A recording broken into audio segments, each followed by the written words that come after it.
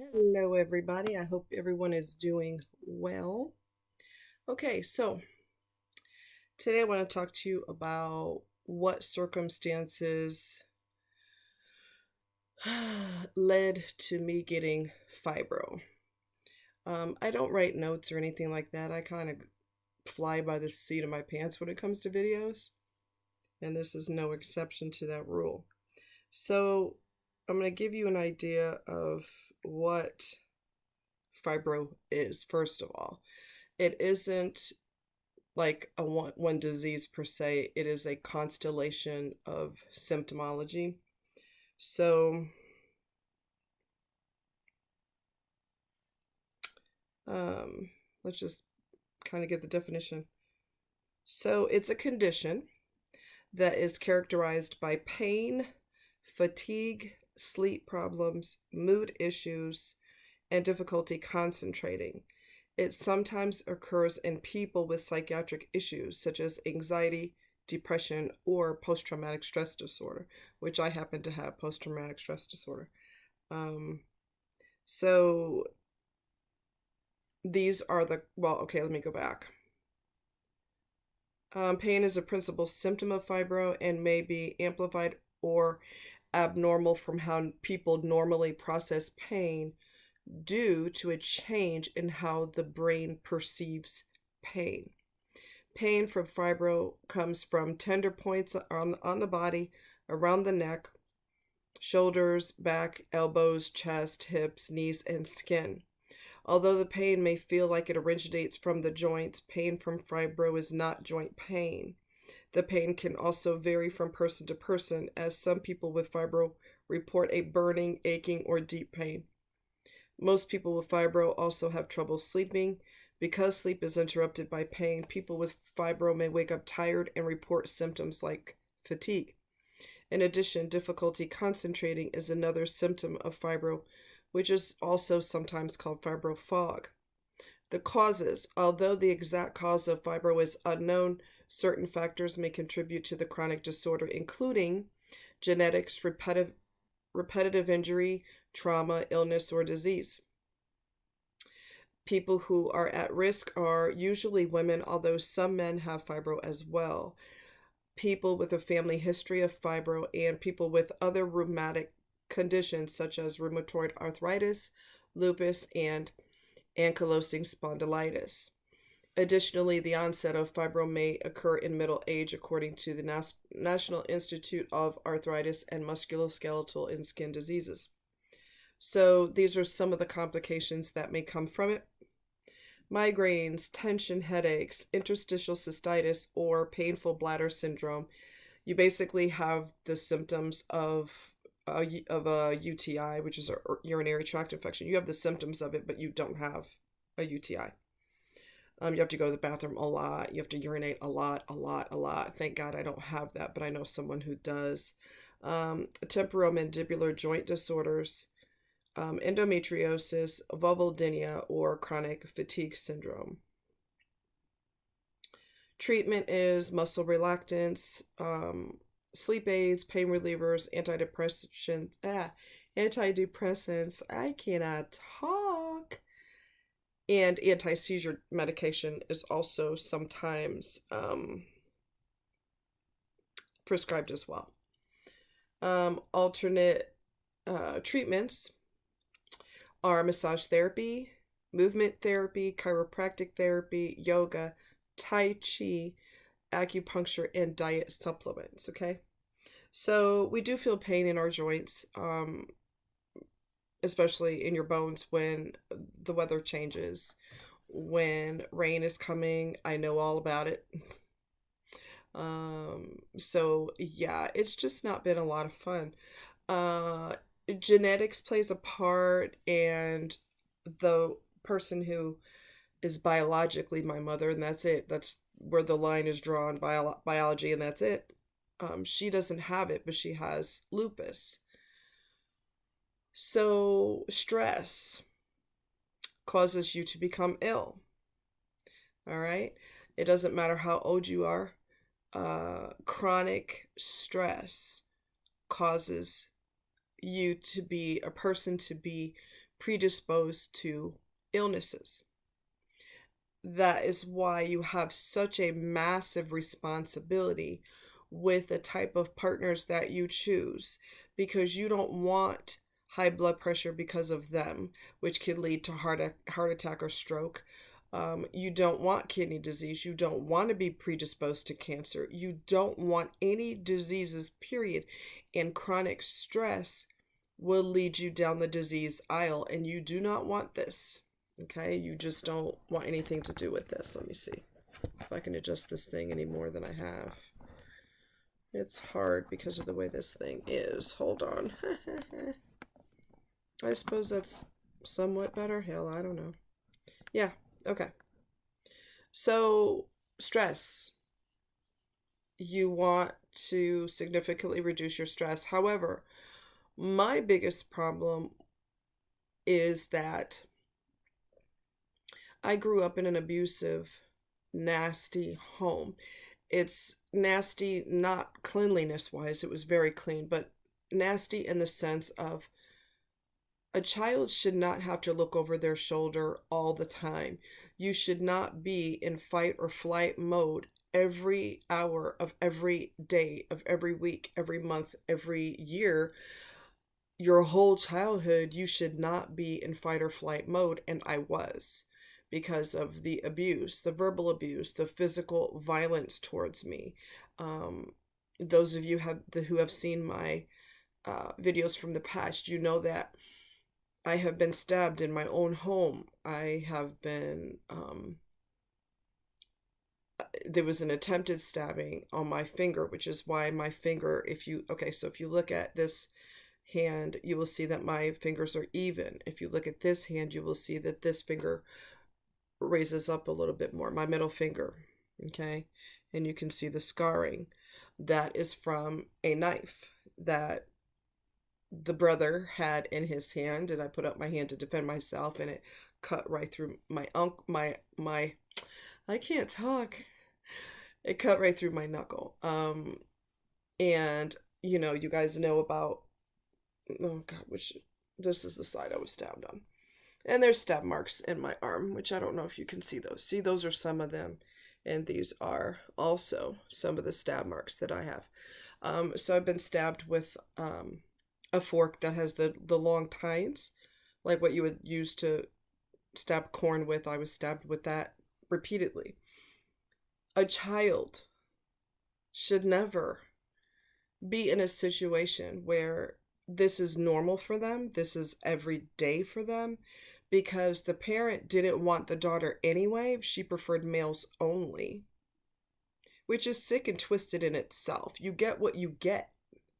When you get laid, you get whatever gender comes out. Okay? She didn't want a girl. So I do believe in retrospect that if the brother would have killed me, that would have been fine. Not the one that I talk about, but the one that I don't talk about. If he would have killed me, that would have been okay with her, because she didn't want me anyway. And I think that's the reason she was sitting in the other room pretending that she didn't know what was going on. So a child should never have to deal with that bullshit.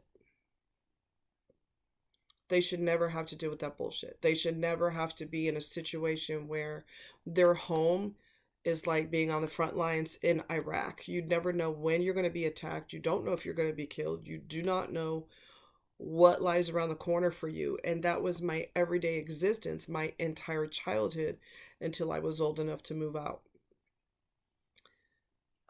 So that takes a toll, the physical beatings. My arm was twisted behind my back in such a way that I expected it to my shoulder to dislocate. I, knocked downstairs, went to school with a black eye. And back then, teachers were not as hip to that as they are nowadays. So they would notice something weird with a kid, and they'd be like, but they might not ever say anything. There was another point in time, and I can't remember exactly. I can't remember why the nurse, I had an issue at school, and I can't remember what the issue was. And um, the nurse called her, the mother, and that was like the worst thing she could do. And the mother came, and as soon as I, give me a second.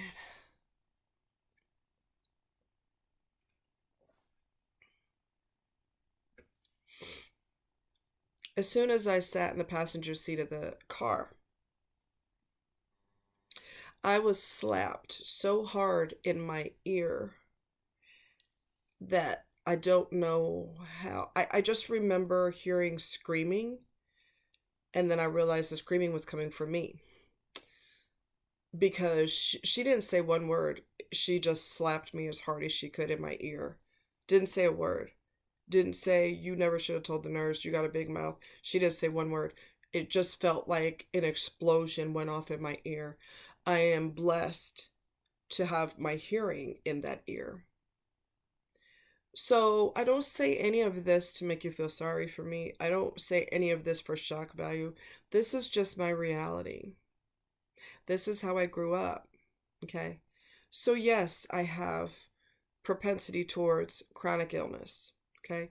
Because I was in the equivalent of Iraq every day of my life. She would beat me. She would wait until the father came home, even though he was carousing and chasing women all night long. But we won't go there. She knew what he was doing. And so she would have him beat me too when when he came home from carousing with other women. Yank me out of bed at whatever time he managed to stroll in the house. And she would have him yank me out of bed and beat the shit out of me. So this isn't normal, right? This isn't normal for children to be raised this way. It's asinine. It's horrific, but it takes a toll on our bodies, and we get subjected to all types of physical illnesses. Okay. Now, you cannot choose your parents. Obviously, I wish we could, because I never would have chosen those two demons. Okay. You can't choose your parents, but you can choose your partners. And when you've been through enough in your childhood and you've been abused or treated like shit or hated, and that's why you were treated like shit, the last thing you want and the last thing you need is to choose a partner who does the same freaking thing. Why do you want to re-traumatize yourself? You couldn't choose your parents, but you can choose this individual. You can definitely choose them. Because of what you've been through in the past, your chances of finding people just like your caregivers / abusers, chances of you finding people just like them are very, very, very high. Very high. Because you're not shocked when somebody loses their mind, because this is normal. This is what you grew up with. So you're not really stunned. Or if a person is quietly screwing you in your brains, which is what I dealt with last year, and I got rid of the little cockroach. You have to sever ties with toxic people, because it takes a massive toll on your physicality. It takes a massive toll. And you've been through enough. If you've already had a horrific childhood, you've been through enough. You don't have to put up with that no more. Okay? So, I had the horrific childhood. Every day was a nightmare. Every single day was a nightmare from hell. So it takes a toll, it takes a toll, it takes a toll, it takes a toll. So I've got all these things stacking up against me that are not working in my favor. In addition to that, in my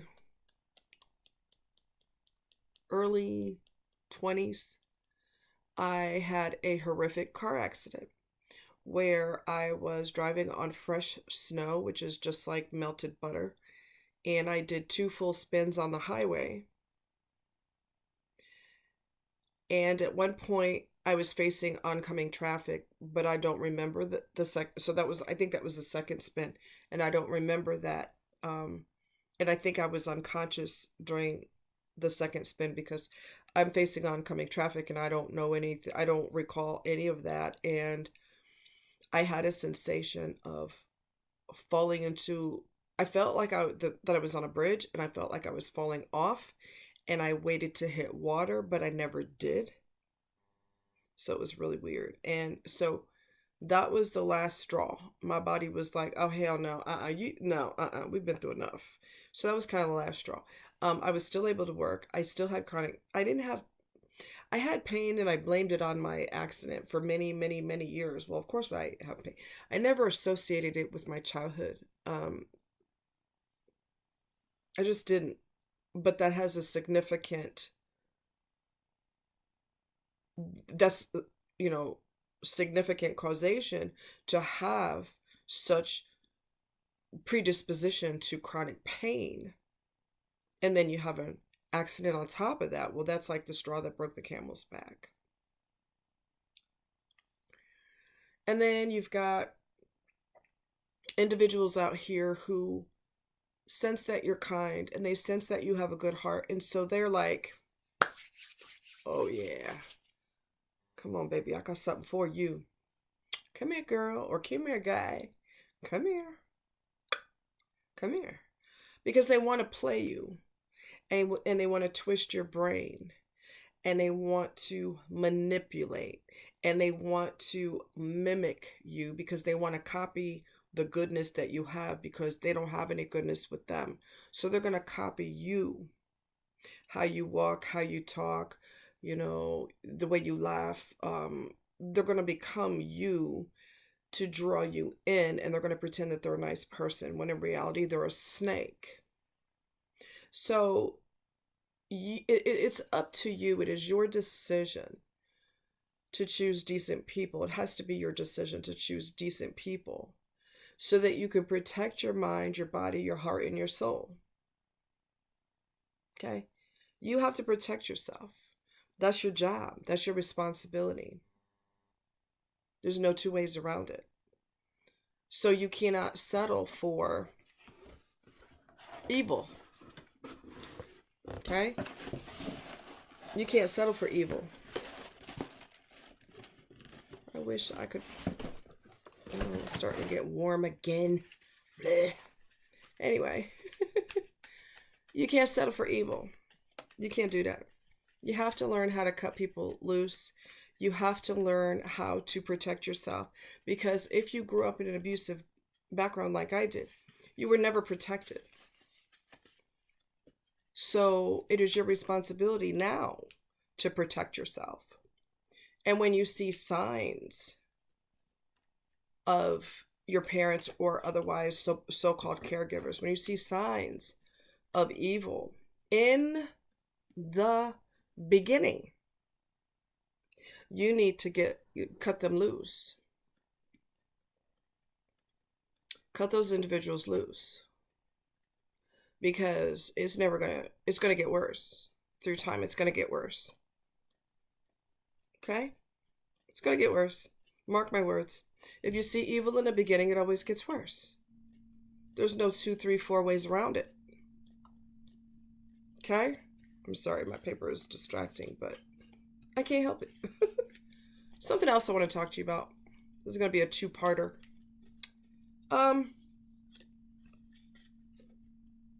I've seen this time and time and time again. People have tried it with me and it didn't work. But they tried. So you're in a position where you develop feelings for someone who's married. Okay? Oh my God, it's warm. It sucks. Anyway. Usually, 9 times out of 10, men do not leave their wives. They don't. They do not. They do not. They do not. They do not. 9 times out of 10, they don't. They don't want to pay child support. They enjoy having the child support is a big deal. Okay, they don't want to be in that position.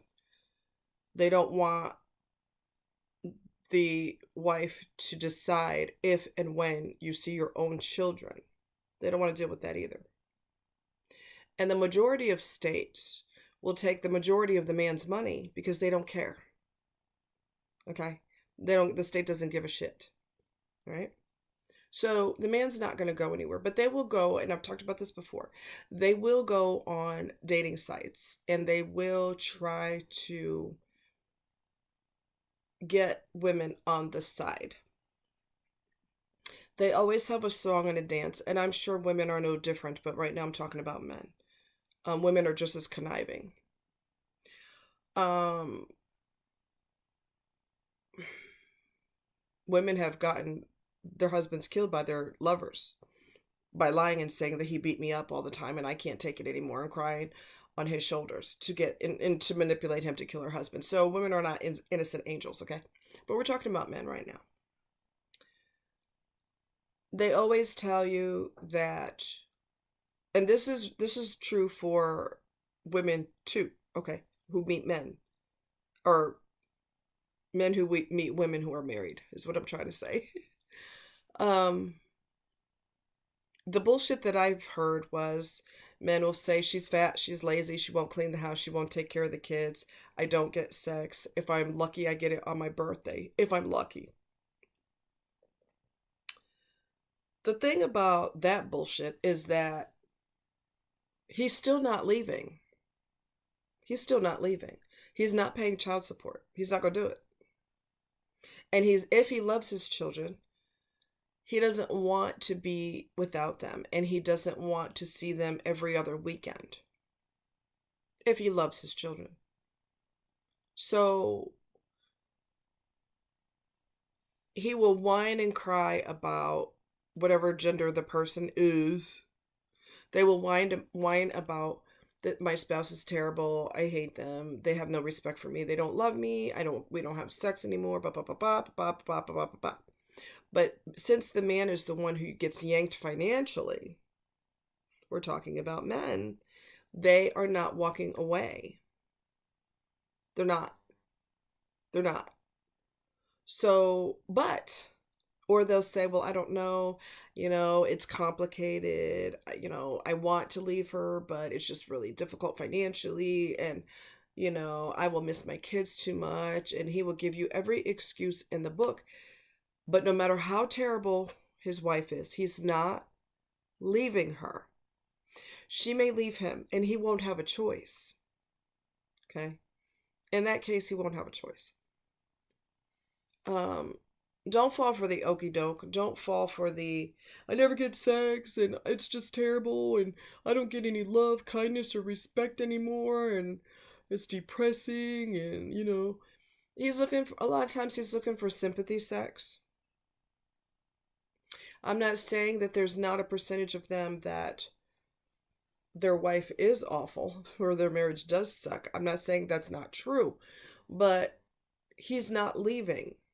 99.9% of the time, they're not leaving. They're not going any damn where. I don't care how much he complains. He's not leaving. It's rare that they will leave. Very rare. Or he may act like it's his decision when in reality it was the wife's decision. So don't give in to that. Don't give in to the song and dance. My life is so terrible. My spouse doesn't love me. I can't believe this. I didn't expect to be celibate at my age. You shouldn't be celibate when you're married. On and on and on and on and on and on and on. We don't have communication anymore.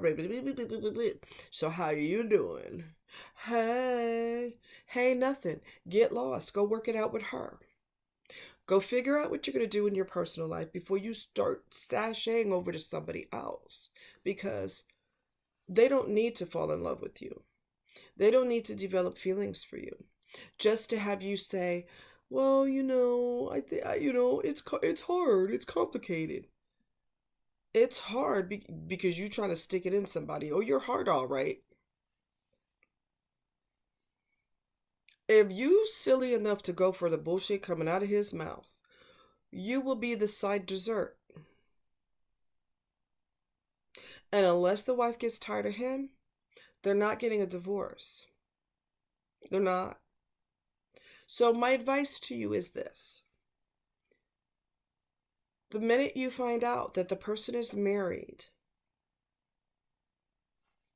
cut them loose. Because you're going to buy a bunch of headaches with your heart. Headaches, heartaches, drama, more drama.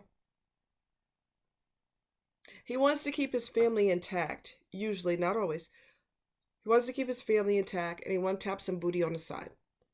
I can't get more real than that. He wants to keep his family intact and tap some booty on the side.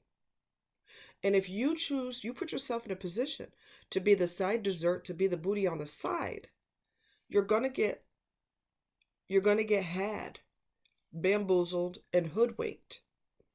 You're gonna get played. Well, baby, I do love you. I do love you, and I love making love to you, but I'm married. We have to we gotta find a way to work it out. That's not what he was telling you in the beginning. In the beginning, he was acting like she was the worst thing in the world. She's a sea serpent. But he's not leaving her. Do you understand what I'm telling you? So let him go. The second you find out he is involved, he is married, you cut his ass loose. I tell you what, you get a divorce, and then if I'm available, you could talk to me then. And truth be told, do you really want to talk to him? Because he was willing to talk to you when he wasn't going to leave his wife. He just led you to believe that it is so unbearable, I'm going to have to leave. But he ain't going nowhere. Don't listen to that. What you need to focus on is the behavior. Is he separated? Did he file for divorce? Did he show you legal papers that he's getting a divorce? That they're going to court? Did he show you any evidence of that? Probably not. Because you're the dessert on the side, or that's what he's hoping for. I had a guy online go off on me because he was in that same situation. He was married, and she's fat, she's lazy, she don't cook, she don't clean, on and on and on, right? He didn't say anything about, I'm going to file for a divorce. I can't live like this. He never said that. You know why? Because he's not going to. He's not leaving. He's going to stay in this situation. Do you really want to sign up for that? I bet you don't. You deserve more out of life than to be with someone who is glued to someone else, legally or otherwise, usually legally as in a marriage. You don't need that. You need someone who's available for you. And a married person is not available for you. And they are all over the dating sites, and they're lying their asses off. A lot of them don't tell you that they're married. But you know they are, because they disappear on holidays. Every holiday like clockwork, they're gone. Or they're not online very often. You know why? Because somebody in real life has his time occupied, or her time occupied. Okay? Sometimes the spouse finds out that their no good spouse is online because one of their friends says, oh, did you know your husband has a profile on a dating site? Then all of a sudden that profile will disappear. Same for women. Same for women. Their spouse or significant other will find out that they have a profile online. All of a sudden, poof, profile disappears. I think you should dump them. They shouldn't have a profile in the first place. Okay? So don't allow yourself to fall in love with them. Don't allow yourself to develop feelings for them. You are in charge of your life. You are what do I always tell you? You are the president, the vice president, the CEO, and the CFO all wrapped up in one. You are the boss, applesauce, and it is your decision to tell them, go on somewhere. I'm not going to be with a married person. Get out of here. Get out of here. Go rectify things with your spouse. Instead of putting all that energy into me, why don't you put that energy into counseling? What? Put that energy into counseling. This is the reason I tell you, take your sweet time when you get involved with people. Take your time. Because you don't want to be in psychological prison. You don't want that. You don't want that. You don't. You don't want to be in prison. And if you settle for the wrong damn person, you are locked in. You're in prison. Okay? Take your sweet time. It's not a race. Take your time. Why do you think I've been single ever since my divorce, which was probably over 10 years ago? I don't know. I'm guessing. Just throwing a number out there. I don't know how long it's been. It's been a long time. I've been single. And being in a relationship or a manipulationship does not count. That person was just using me, manipulating me, lying to me. So that's not a relationship. I've been single since I've been divorced for 10 plus years now. I'm guessing it's 10 years. It's been double-digit years. I've been single because I'm not going to settle for trash. I'm not going to settle for garbage. I'm not going to be lied to. I'm not going to be manipulated. I'm not going to be played like a piano. If you can't bring me additional peace, then get the fuck out of my face. I'm just telling you. I'm not impressed with your good looks. I'm not impressed with your green eyes. I'm not impressed with your smile, your dimples, how tall you are, how many muscles you have, how your hair is wavy when it's wet. I don't give a flying fuck about that. I don't care what kind of job you have. I don't care what kind of house you have. I don't care what kind of car you drive. If you don't have a good heart and you like to treat women like they are the dirt underneath your shoes, get the fuck out of here. Get away from me. Because I'm going to turn into an evil person. I'm going to be your worst nightmare. If you don't think I'll be your worst nightmare, play with me and see if I don't flip on your ass. I've been through too much. That doesn't make me an easy target. That makes me less tolerant. So don't even think, oh, well, she's been through so much in her life. She's going to be easy because she's used to being traumatized. Try me and see what happens. Try me. Try to play with me and see if I don't get massively hateful. I could be your best friend or your worst nightmare. You decide. So don't be a sucker. Don't think because I've been through a lot that I'm an easy target. Because I've been through a lot, I'm not taking your shit. You need to look at it that way. Okay? I chose to be single for 10 years, whatever years, 14 years, whatever it's been. I chose to stay single. Because I don't want to be with a crappy person. I've been through too much in my life. Way too much in my life. So, and I'm not getting any younger. Although I'd like to think I am. But, you know, you're the CEO, CFO, president, vice president of your life. You have got to take charge. And don't give yourself the opportunity to fall for someone who's married. Do not sign up for that. Because when there is a three-way love affair, two people are involved, this other person's side dessert.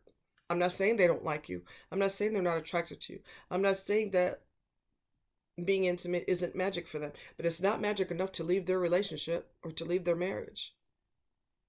So your best bet is protect your heart. Here's your heart.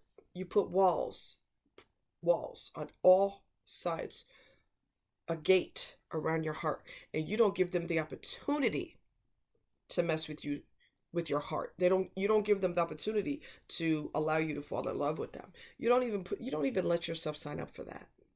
You're in control of whether you fall in love or not. Because if you stop it in the beginning, you're not going to fall in love. You just met this person. Once you find out what's going on, get the hell up out of there. Okay? Get out. Life is too short to be in a complicated situation. All right? So cut it off at the pass before it even thinks about blossoming into this whatever. It's when there's a three-way situation going on, one person is always going to get hurt. Always. Always. It's not worth it. As soon as you find out, you tell them, hey, talk to me when you're free. I don't want to be bothered. Talk to me when you're free. Nope. Talk to me when you're free. If the person doesn't listen, if they go into this whiny mode, oh, but I really want to talk to you. You seem so interested. Look here. Block them. You're in charge. You're the boss. You are the boss. Block them. Okay? You guys take care. Much love.